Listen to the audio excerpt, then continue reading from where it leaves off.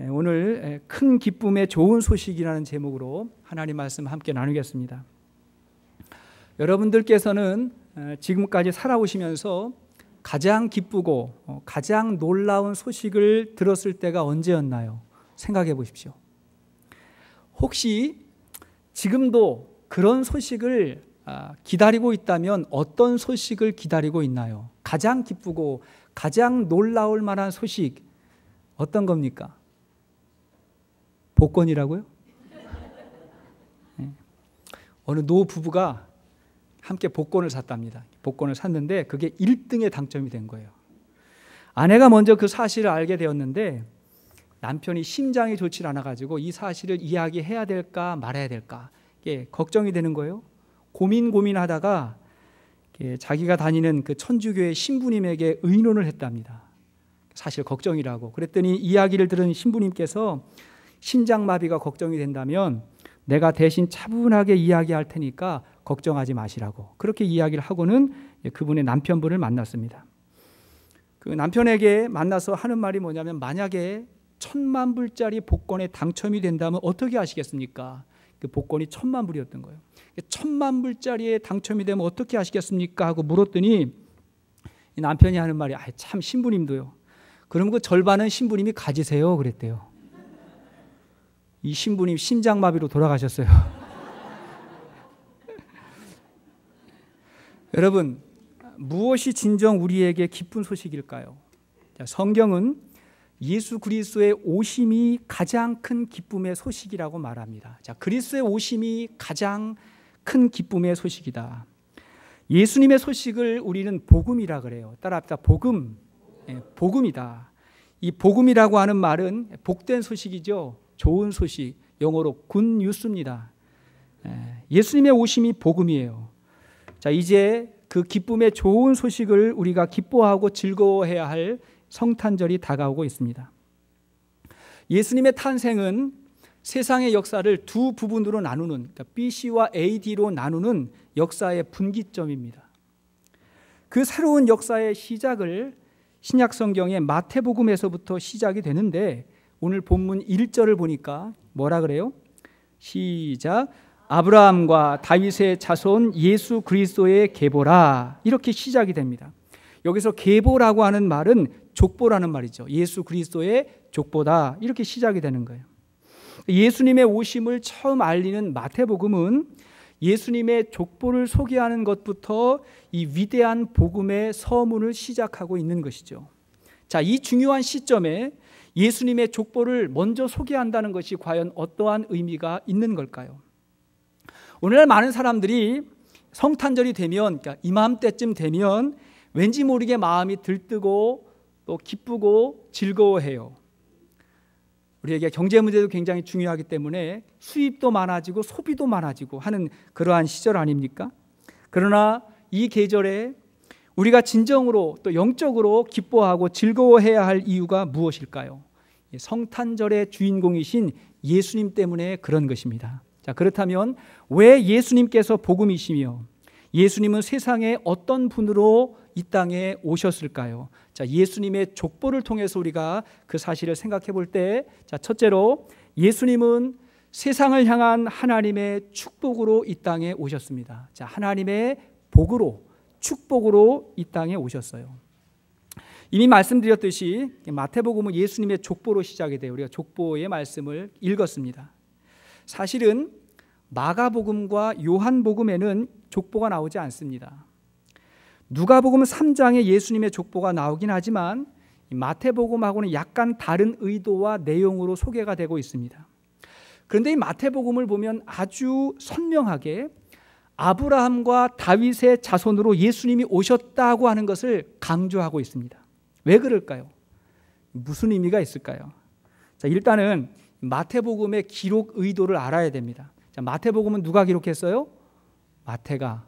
성경 공부하면 배웠잖아요. 마태가 기록을 하면서 마태의 1차 수신자, 이 마태복음의 1차 수신자, 이 복음서의 대상이 누구냐면 유대인들이에요. 그러니까 유대인들에게 복음을 전하기 위한 목적으로 마태복음이 기록된 것입니다. 자, 그런 유대인들은 이미 구약 성경의 내용을 너무 잘 알아요. 그리고 구약에 예언된 그 예언도 너무 잘 알아요. 그래서 마태복음에는 종종 이런 표현이 많이 등장을 합니다. 자, 마태복음 2장 15절 말씀을 보십시오. 마태복음 2장 15절 시작. 주께서 선지자를 통하여 말씀하신 바 애굽으로부터 내 아들을 불렀다 함을 이루려 하심이라. 17절 이에 선지자 예레미야를 통하여 말씀하신 바, 여기를 보면 주께서 선지자를 통하여 혹은 선지자 예레미야를 통하여, 이 말은 뭐예요? 구약 성경 혹은 선지자들이 이미 예언했던 것이 지금 실현되고 있다, 그런 거죠. 예수님의 등장은, 그분의 탄생은 어느 한순간에 되어진 것이 아니라 이미 구약에 예언된 예언의 성취라는 것을 증명하고 있는 것입니다. 그 증명 가운데 가장 중요한 증명이 뭐냐면, 유대인들이 그들의 민족의 영웅으로 믿고 있는 두 사람을 먼저 소개하는 거예요. 그 중에 첫 번째 사람이 누구예요? 아브라함을 먼저 소개하고 있는 것입니다. 그의 후손으로 예수님이 오셨다는 거예요. 창세기 12장을 보면 하나님께서 갈대아 우르에 살고 있는 아브라함을 부르셔서 새로운 땅으로 이민을 가라고 말씀하셨어요. 사실요, 이 성경에 등장하는 모든 믿음의 사람들은 다 이민자예요. 새로운 곳에 가서 살면서 하나님과 함께 살아가는 그런 삶이거든요. 여러분들이 왜 내가 미국에 와서 이민자로 살고 있을까? 그 이유 중에 하나는 뭐냐면, 하나님 잘 믿으라고. 저기 있었으면 못 만났기 때문에 하나님이 부르셔서 이곳에서 하나님 잘 믿으라고 한 이유가 있는 거예요. 아브라함을 이민 보내가지고 그 아브라함에게 하나님이 이렇게 말씀하셨어요. 창세기 12장 2절 이하의 말씀을 보십시오. 시작. 내가 너로 큰 민족을 이루고 내게 복을 주어 내 이름을 창대하게 하리니 너는 복이 될지라. 너를 축복하는 자에게는 내가 복을 내리고 너를 저주하는 자에게는 내가 저주하리니 땅의 모든 족속이 너로 말미암아 복을 얻을 것이라 하신지라. 자, 내가 너로, 아브라함에게 너로 큰 민족을 이루게 하신다 말씀하셨는데, 이것은 육신의 후손을 말하기도 하지만 믿음, 신앙의 후손을 말하기도 하는 것입니다. 자, 그 다음에 땅의 모든 족속이 너로 말미암아 복을 얻을 것이다, 이렇게 말씀하셨는데, 여러분 어떻게 아브라함 한 사람 때문에 땅의 모든 사람이 복을 받을 수가 있겠어요? 이것은 아브라함의 후손으로 이 땅에 오실 그 어떤 사람, 그 누군가에 의해서 하나님이 주시는 복을 받을 것이다 라고 하는 예언의 말씀이에요. 그래서 창세기 22장 18절 말씀 보면 하나님이 아브라함에게도 또 이런 말씀을 주십니다. 자, 22장 18절 시작. 또 내 씨로 말미암아 천하 만민이 복을 받으리니. 자, 그러면 아브라함의 씨가 누굽니까? 예수님이죠. 여기서 말하는 씨는 예수님을 말하는 거예요. 천하 만민이 받을 복은 무엇입니까? 우리가 예수를 믿고 구원을 받아서 하나님의 자녀가 되는 축복을 말하는 것입니다. 그러므로 예수 그리스도는 아브라함을 통해서 약속하신 이 땅을 향한 하나님의 축복의 선물인 것입니다. 하나님이 오늘도 이 세상을 위해 주신 가장 귀한 축복, 가장 귀한 선물은 바로 예수 그리스도인 것입니다. 할렐루야. 따라합시다. 예수 그리스도. 네, 예수 그리스도예요. 오늘 여러분들에게는 진정 어떤 축복과 선물을 기다리고 있습니까? 뭘 기다리고 있어요? 저희 집에서는요, 성탄절을 가장 기다리는 사람이 4식구 중에 소원입니다. 성탄절을 가장 기다려요. 왜냐하면 그 즈음에 자기 생일이 있기 때문에 그래요. 여름부터 기다려요. 여름부터. 아, 성탄절이 됐으면 좋겠대. 왜 그러냐 그러면 에이, 알잖아 그래요. 그런데 여러분, 제가 우리 소원이에게 줄 수 있는 선물, 아니 하나님이 그에게 주시는 가장 귀한 선물, 축복이 무엇일까요? 예수 그리스도죠. 예수님이에요. 여러분 쓰레기장에 가본 적 있으세요? 쓰레기 소각장, 쓰레기를 다 모아가지고 버리는 그 소각장에 가보신 적 있으십니까? 그곳에 가면 쓰레기들이 산더미처럼 이렇게 많이 쌓여 있는데 그 쓰레기 하나하나가 그 옛날 과거의 어느 누군가에게 그렇게 소중하고 그렇게 좋았던 물건, 선물이에요. 그걸 받았을 때 얼마나 좋았겠어요? 얼마나 기뻤겠어요? 그걸 가보면 텔레비전, 컴퓨터, 뭐 아이들 장난감, 옷, 가방 모든 게 다 있겠죠. 근데 그것이 시간이 지나니까 어떻게 된 거예요? 그 쓰레기 더미에서 썩어가고 있는 거죠. 과거의 흔적들입니다. 자, 그러면 오늘 나에게 오셔서 영원한 사랑과 영원한 소망으로 살게 하시는 분, 나의 존재를 새롭게 변화시키는 분, 예수 그리스도, 그분이야말로 가장 귀한 선물인 것입니다. 자, 두 번째, 예수님 어떤 분일까? 자, 예수님은 하나님 나라의 왕으로 이 땅에 오셨어요. 자, 세상과 하나님 나라의 왕으로 오셨습니다. 다시 말씀드리지만 마태복음은 유대인들을 위한, 그들을 전도하기 위한 목적으로 기록이 됐어요. 근데 유대인들이 예수님을 십자가에 죽였거든요. 그들이 예수님을 믿지 않는 거예요. 자, 그러면서도 그들은 민족과 혈통을 굉장히 중요하게 자랑하고 있습니다. 그런 그들에게 자, 첫 번째 인물 아브라함을 소개한 다음에 그 다음 소개되는 인물이 누구예요? 다윗이죠. 다윗이 소개가 되는 거예요. 왜냐하면 하나님은 아브라함뿐만이 아니라 다윗에게도 약속을 하셨고 그 유대인들이 다윗과의 약속을 기다리고 있기 때문에 그렇습니다. 자, 사무엘하 7장 16절 말씀 보십시오. 사무엘하 7장 16절 시작. 내 집과 내 나라가 내 앞에서 영원히 보존되고 내 왕위가 영원히 견고하리라 하셨다 하라. 자, 이 말씀이 하나님께서 다윗에게 약속하신 말씀이에요. 자, 여기서 보면 내 집과 내 나라가 영원하고 내 왕위가 영원하게 될 거다. 어떻게 다윗이, 어떻게 그의 나라가 영원해지겠습니까? 여기서 말하는 영원한 왕위는 역시 다윗 한 사람을 말하는 것이 아니라 다윗의 후손으로 오실 메시아, 그리고 그로 인해서 세워질 영원한 하나님 나라의 약속을 말씀하는 것입니다. 여러분, 마태복음이 기록될 당시에 이스라엘은 로마의 지배를 받으면서 정말 오랫동안 나라의 통치를 외세에게 빼앗겼던 그러한 상황이었습니다. 그때 유대인들의 소망은 뭐였냐면 다윗 같은 위대한 왕이 오셔서 우리 민족을 구원해 주실 거라고 하는 메시아 대망 사상을 그들이 가지고 있었던 거예요. 그리고 그들은 지금도 기다려요. 아직 안 왔기 때문에 와야 된다고 지금도 기다려요. 그래서 이스라엘은 그들의 국기를 보면 그 이스라엘 국기에는 별이 있습니다. 별. 그 별이 뭐냐면 다윗의 별이에요. 다윗의 별. 그리고 그 국기를 바라보면서 다윗 시대에 누렸던 그 다윗 왕과 같은 그러한 영화와 그러한 통치를 그들이 지금도 기대하고 있는 것입니다. 자, 그러나 오늘 성경에서는 뭐라고 선언하는 거예요? 하나님이 다윗과 약속했던 그 약속이 예수님으로 인해서 실현됐다는 거예요. 그분이 오셨다는 거예요. 마태복음 2장 2절을 보면 동방의 박사들이 별을 연구하다가 예수님의 탄생을 보고 예루살렘에 와가지고 하는 말이 뭐예요? 자, 마태복음 2장 2절. 자, 시작. 유대인의 왕으로 나신 이가 어디 계시냐? 우리가 동방에서 그의 별을 보고 그에게 경배하러 왔노라 하니 뭐라 그래요? 유대인의 왕으로, 당신들의 왕이 났는데 어디에 있느냐? 이렇게 선언하는 것입니다. 그러나 이분은 이스라엘만의 왕이 아니라 모든 민족과 세대를 초월해서 세상을 통치하시는 하나님 나라의 왕으로, 세상의 왕으로 이 땅에 오셨다고 선언하는 것입니다. 여러분, 그분이 오셨습니다. 그분이 오셨다는 것을 우리는 뭐라고 얘기해요? 메리 크리스마스.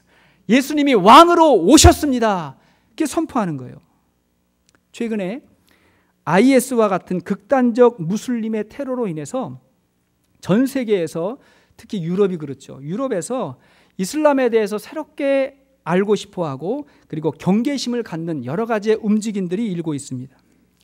그런 가운데 지난 3일이에요. 12월 3일에 전 영국 총리였던 토니 블레어가 워싱턴 DC의 미 의회 도서관에서 연설을 하면서 이런 이야기를 했어요. IS가 추구하는 칼리프 국가 수립과 종말론은, 그러니까 IS는 두 가지를 추구하는 거예요. 칼리프 국가를 새롭게 수립하는 것하고 종말론. 그들은 극단적인 종말론주의자입니다. 이들은 극단적인 사람들만의 사상이 아니라 모든 무슬림 신앙의 생각에 뿌리 깊이 박혀 있다, 이런 말을 했어요. 그러니까 무슨 말이냐면 IS처럼 그렇게 극단적으로 막 그런 일들을 추구하는 건 아니지만 기본적으로 이슬람 신앙은 칼리프 국가를 세우고 그리고 종말을 기다리는 그러한 신앙을 가지고 있다는 거예요. 이게 무슨 말이냐면요, 이슬람은 전 세계의 칼리프 국가를 꿈꿉니다. 과거에도 이슬람의 칼리프들이 있었잖아요. 이슬람 최고의 지도자를 칼리프라고 말합니다. 이 칼리프는 알라의 대리인이에요. 그들 신이 보내준 신의 대리자입니다.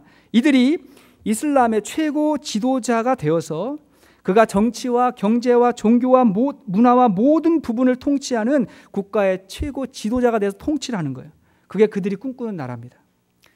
얼핏 생각하면 우리가 생각하는 하나님 나라하고 조금 비슷해요. 우리도 예수님이 오셔서 통치하실 그 나라를 기다리잖아요. 근데 그들도 그런 이야기를 하는데 문제는 뭐냐면 그것을 위해서 얼마든지 무력을 사용할 수 있다는 거예요.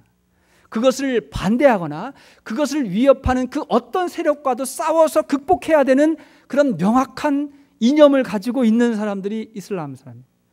왜냐하면 그들이 가지고 있는 정경, 그 경전인 코란에 그게 나와 있거든요. 죽일 수 있어요. 전쟁할 수 있어. 왜? 그들의 나라를 세우기 위해서 할 수 있는 것입니다. 그게 너무 무서운 거죠. 너무 무서운 것입니다. 실제로 이슬람 사회에서 종교에 위배되는 일을 하면 죽습니다. 거의가 종교와 나라법이 거의 비슷하게 가고 있기 때문에 실제로 그래요. 사실 이슬람은 처음부터 기독교를 모방했고 그리고 기독교를 적대시하면서 시작이 됐어요. 그래서 전쟁하게 될 거다.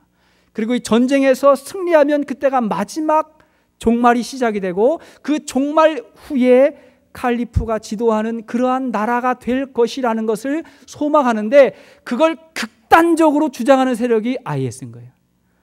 우리식으로 말하면 극단적 종말주의자들이 모여서 그런 테러와 전쟁을 벌이고 있는 것입니다. 자, 그러나 예수님이 선포한 하나님 나라는 무엇입니까? 그분은 오실 때부터 어디에 오셨어요? 말구유에 그분이 오셨습니다. 그분이 가실 때에는 십자가에서 피 흘리시고 처참하게 돌아가셨어요. 그분은 평생 하나님 나라를 위해서 누구를 정죄하거나 비난하거나 죽이지 않고 또 그걸 명령하지도 않았습니다. 오히려 자기 십자가를 지고 나를 따르라고 말씀하셨습니다. 그분은 사랑과 긍휼과 인자를 베푸시며 하나님 나라는 이런 거라고 하나님 나라의 의를 보여주셨어요. 사랑하는 여러분, 그 예수님이 나의 왕이 돼서 내 마음의 왕이 돼서 내가 십자가에서 죽고 그분이 내 안에서 살아날 때 내 마음에 하나님의 통치가 시작되는 것입니다. 그러면 내 마음이 하나님 나라가 되는 것입니다. 자, 그 예수님이 우리 가정의 왕이 될 때, 여러분 가정에 예수님이 왕이 될 때 여러분의 가정, 우리의 가정은 하나님 나라가 되는 것입니다. 누가 통치해요? 예수가 통치하는 하나님 나라가 되는 거예요. 그런 사람들이 모여서 이 하나님 나라를 경험한 사람들이 모여서 이 세상의 빛과 소금이 되어서 살아갈 때 이 땅이 하나님 나라가 되는 것입니다. 그것이 예수님께서 선포하신 하나님 나라예요. 그분이 왕이에요. 그분이 통치하십니다. 세 번째, 예수님 어떤 모습으로 오셨을까? 예수님은 하나님의 은혜의 통로로 오셨습니다. 은혜의 통로로 오셨어요. 자, 우리가 예수님의 족보를 보았는데 예수님의 족보를 보면 우리가 놀라운 사실을 하나 발견하게 됩니다.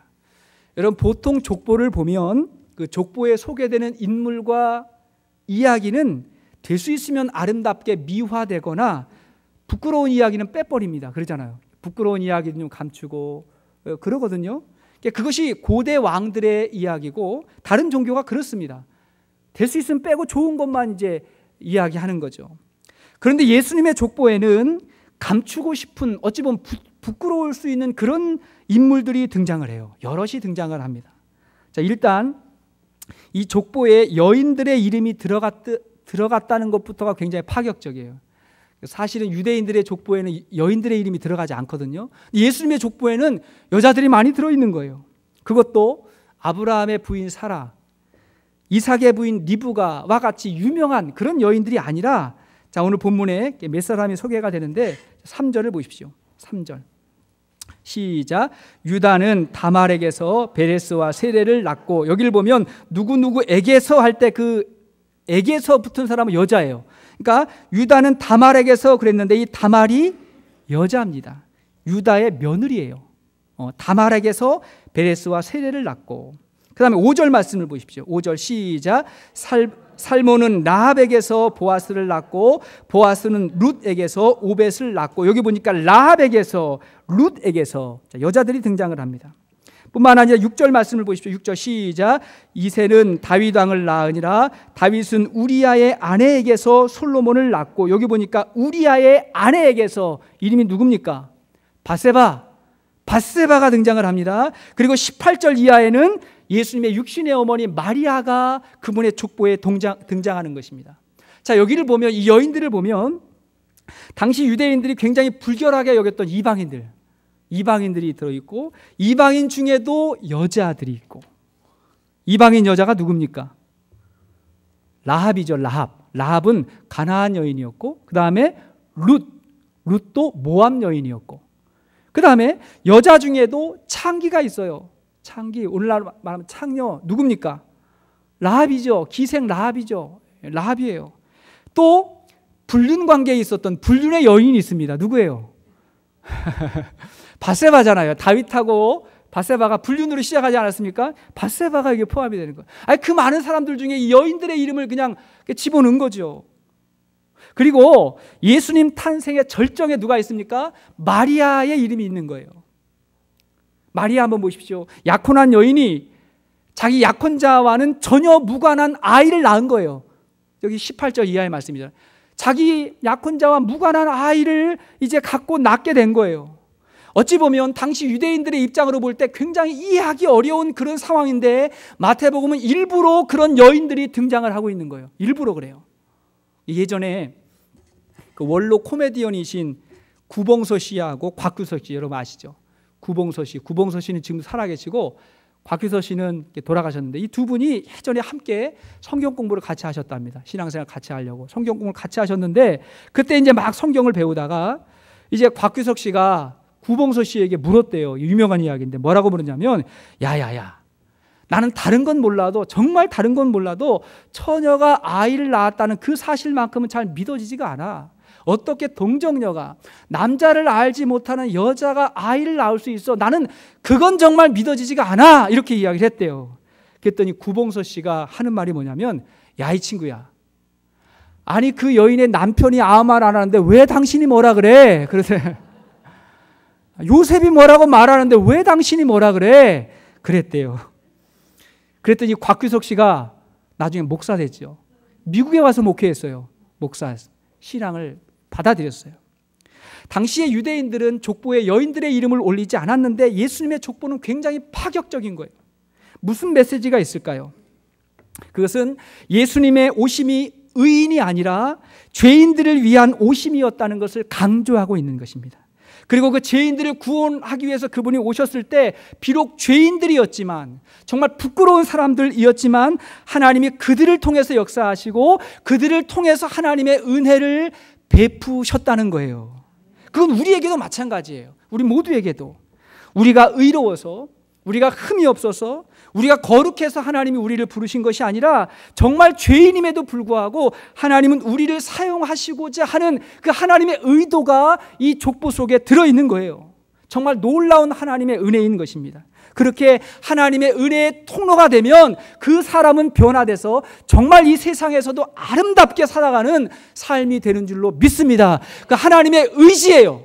세상에서 어떤 모습으로 살았을지라도, 어떤 죄인일지라도 하나님이 그를 통해서 하나님의 은혜가 전해지시기를 원하시는 거예요. 하나님의 메시지가 있어요. 하나님의 메시지. 내가 죄인이라도 절망하지 말아라. 어떤 실수를 했어도, 세상에서 어떤 모습이었을지라도 절망하지 말아라. 나는 너도 사랑하고 너를 통해서 내 사랑과 은혜가 전해지기를 원한다. 하나님 말씀하시는 거예요.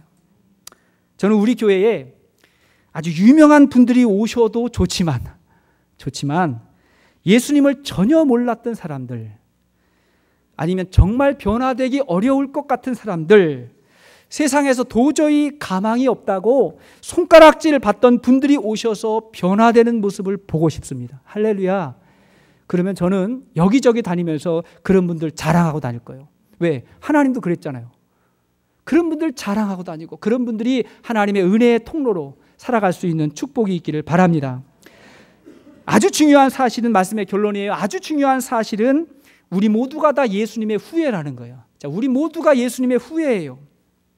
마태복음에는 예수님으로 족보가 끝나지만 이 족보는 계속해서 이어져서 우리들의 족보가 되는 거예요.